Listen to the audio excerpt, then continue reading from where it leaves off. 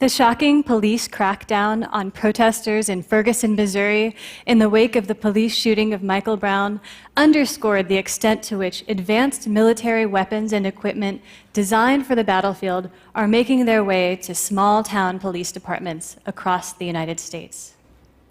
Although much tougher to observe, the same thing is happening with surveillance equipment. NSA-style mass surveillance is enabling local police departments to gather vast quantities of sensitive information about each and every one of us in a way that was never previously possible. Location information can be very sensitive.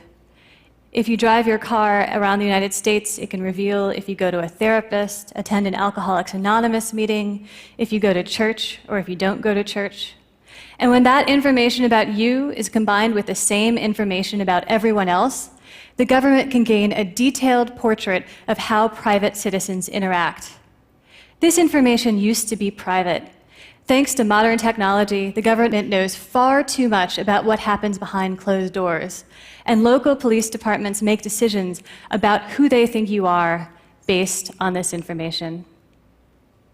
One of the key technologies driving mass location tracking is the innocuous-sounding automatic license plate reader.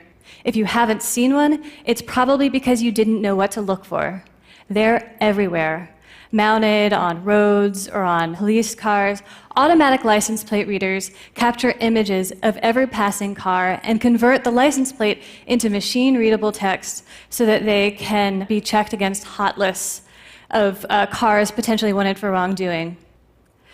But more than that, increasingly, local police departments are keeping records not just of people wanted for wrongdoing, but of every plate that passes them by, resulting in the collection of mass quantities of data about where Americans have gone.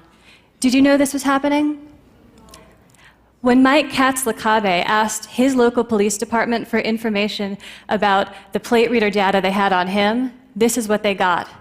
In addition to the date, time, and location, the police department had photographs that captured where he was going and often who he was with. The second photo from the top is a picture of Mike and his two daughters getting out of their car in their own driveway.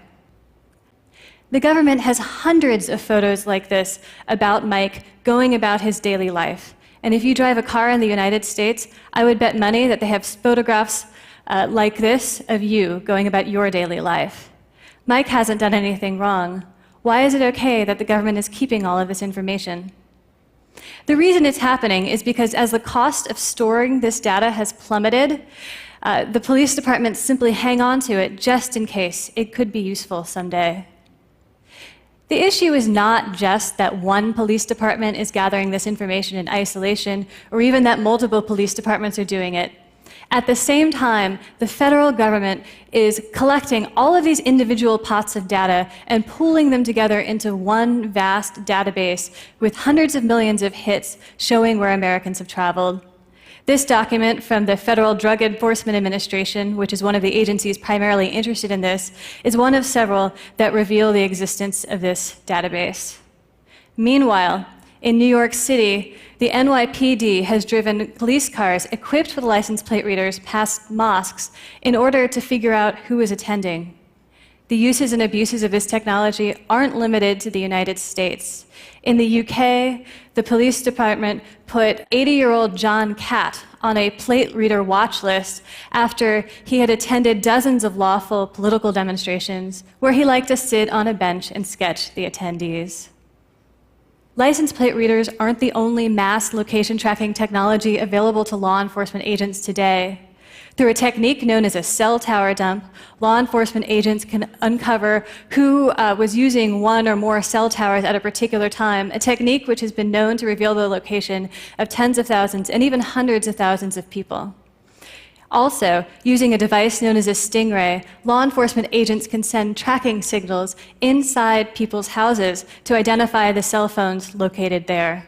And if they don't know which house to target, they've been known to drive this technology around through whole neighborhoods. Just as the police in Ferguson possess high-tech military weapons and equipment, so too do police departments across the United States possess high-tech surveillance gear. Just because you don't see it doesn't mean it's not there. The question is, what should we do about this? I think this poses a serious civil liberties threat. History has shown that once the police have massive quantities of data tracking the movements of innocent people, it gets abused, maybe for blackmail, maybe for political advantage, or maybe for simple voyeurism. Fortunately, there are steps we can take. Local police departments can be governed by the city councils, which can pass laws requiring the police to dispose of the data about innocent people while allowing the legitimate uses of the technology to go forward. Thank you.